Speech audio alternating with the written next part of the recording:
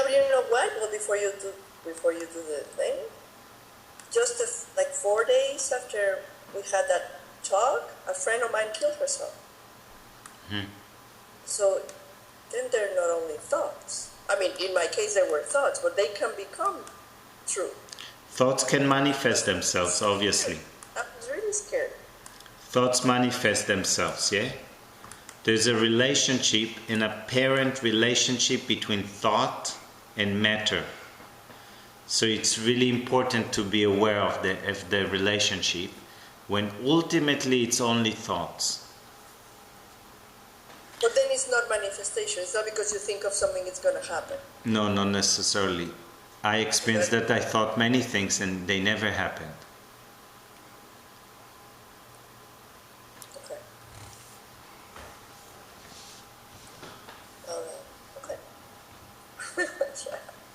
Well, remember when you said, of course you remember, you said when you look, that I'm supposed to look at the thought, regardless what this thought is, without wanting it to be different.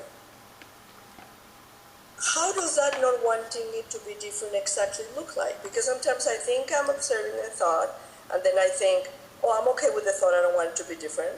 And then I realize that I'm kind of resisting it, but I'm telling myself I'm not. And that's just a way of putting it down to saying, okay, you see, I'm watching it, I'm not resisting, it's fine. And how do I know I'm accepting reality and I know, and it's not something else, just doing the same thing that I've always done, like thinking I'm okay with things and then I'm not okay with things. How does equanimity look like? How does it look like? How do I know when I'm doing the work? Actually, it's when you resist, that tells you that you want it to be different. So just looking at two nuances that happen. When you resist, you recognize you resist what the thoughts that appear, and then the mind tells itself, I'm not resisting. Exactly. So then you are resisting it. That's right. You know that you experience, you resist, and then the mind tells itself all kind of stories.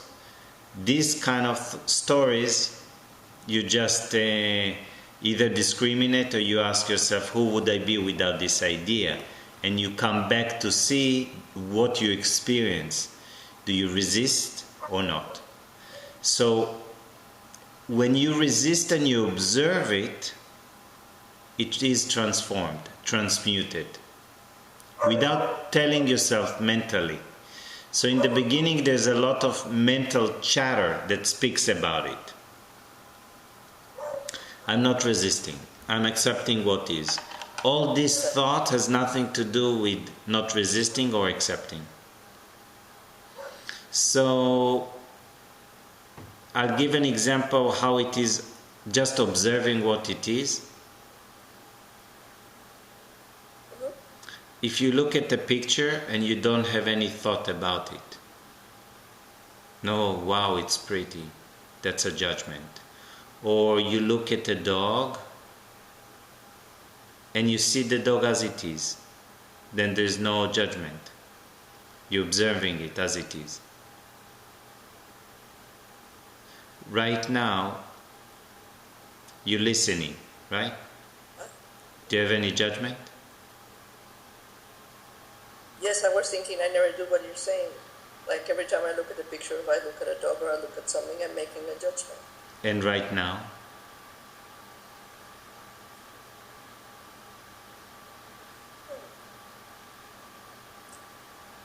I don't think there's something coming. Yeah. So in that gap, you're just being aware, whatever you were aware or observing it as it is, means there was a gap of maybe stillness of mind, no movement so much of the mind, and there's the senses open, perceiving the object, and then it just harmonious, one. Not having a body sensation it's like a sign that you're not resisting it. No, not necessarily.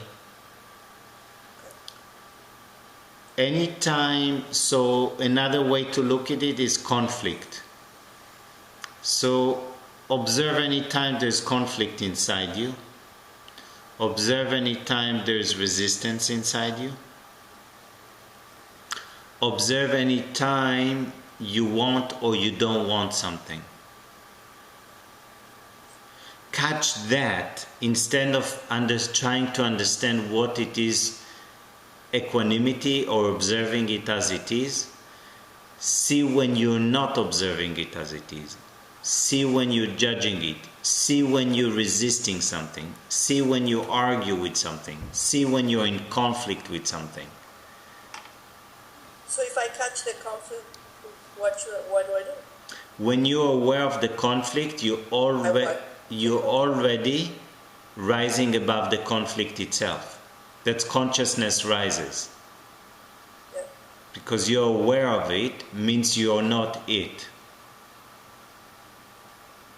So there's sometimes one of the techniques they use is noting, they call it noting or labeling. So if it works for some people, and again, for people who really utilized and used it, they actually practice it. So it can really work. I'll just give you the practice, whether one it resonates for them, they use it for some time, they would see it's working. So it would be labeling. So let's say you notice you're aware of judging, so you label judging, judging, judging. You notice you're resisting, resisting, resisting, resisting. So it's not I am resisting, you're just aware of the resistance. Aware or conflict. Conflict, conflict, conflict. That's Vipassana word, isn't it? That's a form of Vipassana technique, Yep. yes.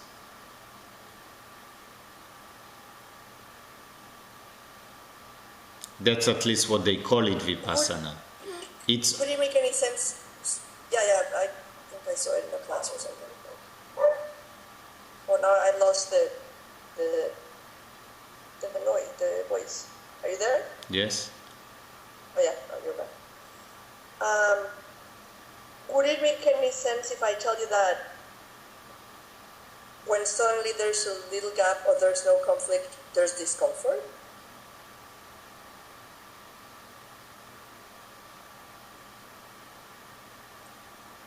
If there is no conflict, there is discomfort? No, unless it's a residue. Okay. Unless it's a residue, so the conflict is only mental. Mm-hmm. The residue of it, or the effect of it, is the bodily sensation, right? Contracted. So what can happen is that there was a conflict mental, and now it passed away mentally, and then you still feel it in the body sensation. Yes, even if there's like an empty space in the mind for 1 second. That's right. Yet if there is an empty space in the mind, and you don't label the sensation, you cannot label it as discomfort. So then you can label the thought, or you can label the sensation. A thought is a label, and it tends to label either thoughts that are no longer there, or it tends to label sensation afterwards.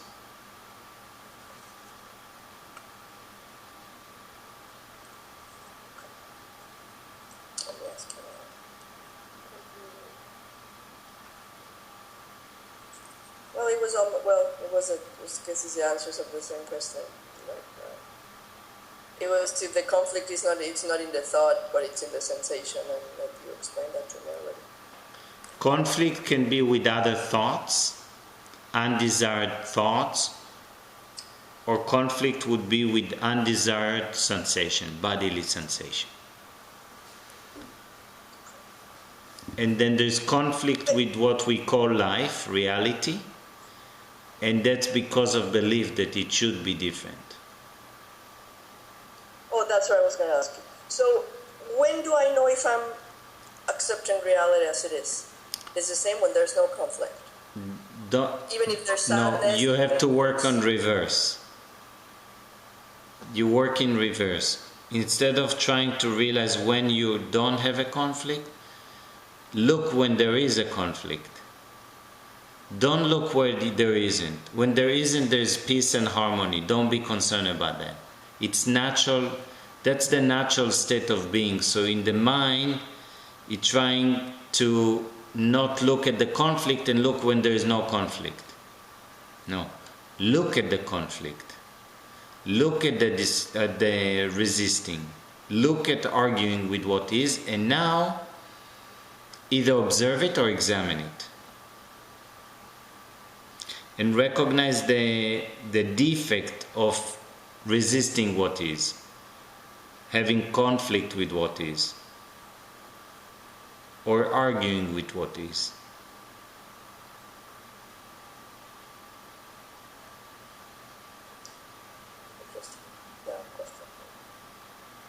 Working in reverse implies, instead of looking for the harmony, look at the disharmony. Yeah, because I was trying to focus in the peace of mind, in the quiet, in the not having thoughts, and try to extend it or stay there, and then it doesn't work. Hope it doesn't work for me on a regular basis. So. It doesn't work for anyone, because instead look at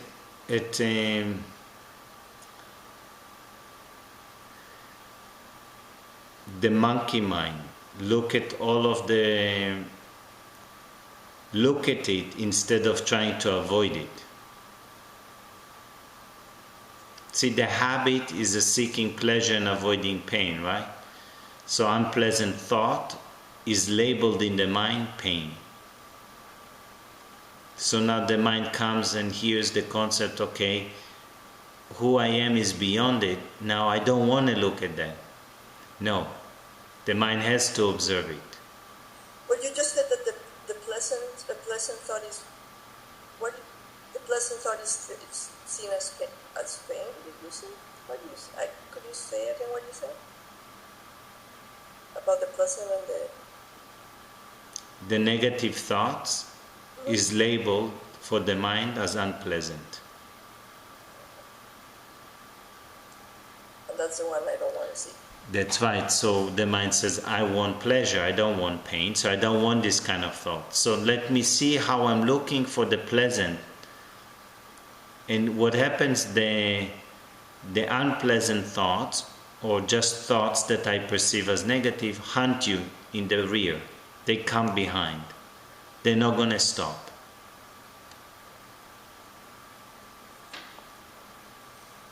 So just don't be scared of the thoughts.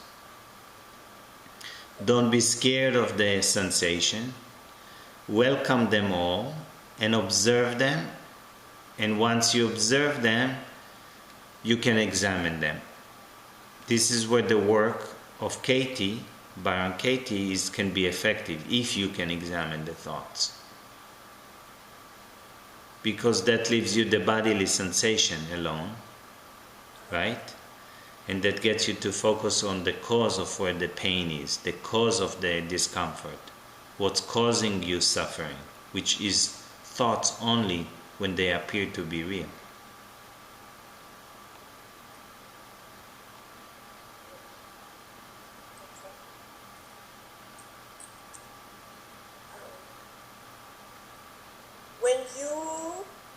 When I have a thought about the future, that it's a project or an idea or something that I want to do, it's not reality because it's something that's not happening. Am I supposed to observe that too? Like if I want to stay in reality, then I shouldn't engage in any thought of the future or a project or a dream or is that I don't know how to ask. Is that Is that an unrealistic pattern, or It's just a habit playing themselves out. If you can observe it without feeding the energy, there would not be action taken. If that can happen, this is grace on your part. You won't be able to control it. The force is strong, so if it's supposed to manifest, it would play. You won't be able to resist it anyhow, because that can create another conflict inside you and turmoil.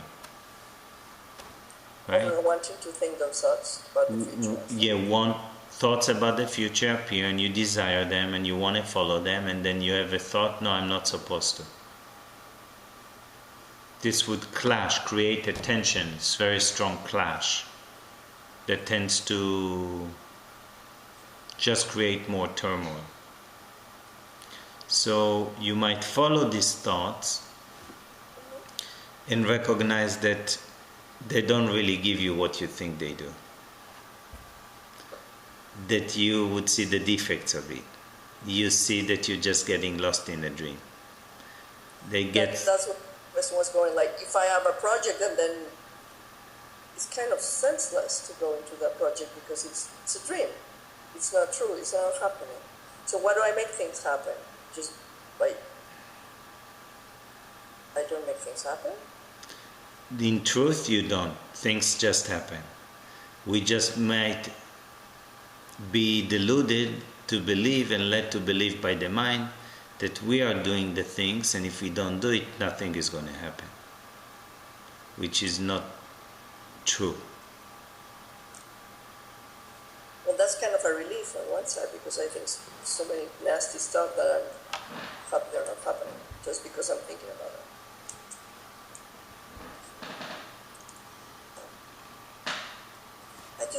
That's really all. I just had a couple of questions from the last talk, and the rest are just like the same question in different forms, but all were based on the same, or trying to stay in the equanimity instead of going into the conflict. But now I have to see the conflict and not look for the equanimity, and I didn't know that.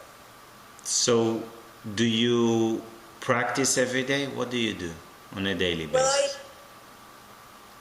Well, honestly, I try to practice every day, and then sometimes the whole day goes, and then I come back at night and I'm like, I didn't do anything today, But I kind of forgot that I had to practice. Does that make any sense? Do you stop? Remember, you stop physically? Sit or stand? I sit in the mornings. Most of the times, most of the mornings. Okay. But I guess most of my work is, I'm trying to look at my thoughts during the day, because those are the ones that bother me the most. I don't think my worst thoughts come when I sit. They just come all day, even if I'm driving or doing something else. And then how do you discriminate the thoughts when they come during the day? I ask if they're true. But sometimes I don't even can ask if they're true. I just try to do what you said. Like, if I'm sad, I'm sad, and if I'm upset, I just accept that I'm upset, and I see the sensation, and the truth is the sensation goes faster. So, but I practice through it. That's good. Examine who is experiencing it. Who is this I that thinks that is experiencing? This is really good to question. And when you have the negative thoughts or different thoughts, who is thinking this? Check if this I is you. Check who is this I. Just examine that very gently, without wanting anything, just questioning it. Who is this I? Instead of questioning the sensation. You can question who perceived the sensation, who is experiencing the sensation. It would lead you back to the same I. I haven't done that at all. And then you examine who is this one? Is this you?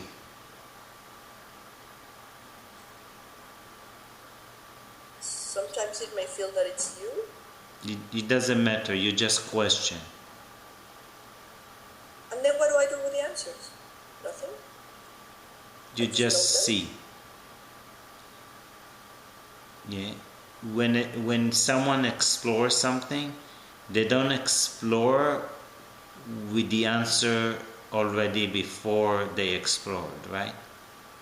Because then there would not be true exploration. If somebody wants to examine something and he already got the answer, why would he examine? It's experimentation. Be a student of yourself. Study yourself. Check what's going on inside you. Your thoughts, feelings, and sensations.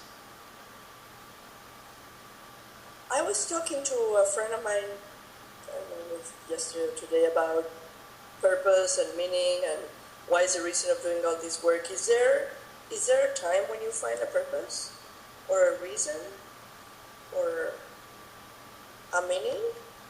We just make it up. There is no really meaning.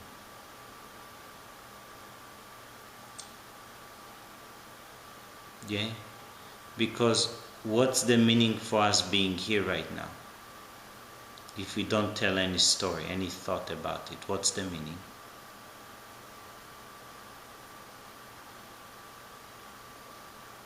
I don't know. Is there a meaning?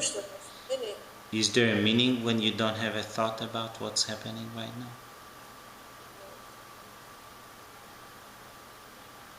So, if I think there is a meaning right now, am I making it up? Yes. So, I make up the meaning. So, whatever meaning you want to have in your life, just recognize you make it up. So, at least make up a beautiful meaning. Yeah, well then that's staying in the same dream, and then I'm going to come back here, and I don't want that. That's okay. As long as you recognize that you're making up a beautiful meaning and you making it up, you're imagining it, there's no problem. There is imagination that is destructive and imagination that is just imaginary. A self-image, how I perceive myself, is destructive. I'm not good, I'm not this, I am that, all of that, I am so and so, it's destructive. Imagining light, colors, meaning that you know that is meaningless is not destructive. You understand the difference?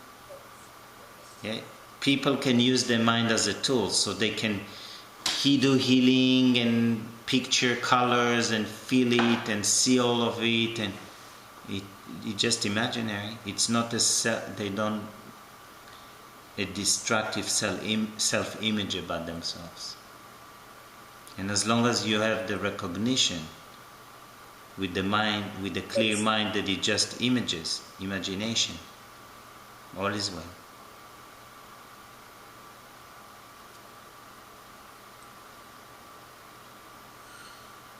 Okay. And I don't think I have more questions for tonight. We can schedule it anytime we want to. Very good. Thank you very much. No, thank you. Hello. Say hello to everyone in Mexico.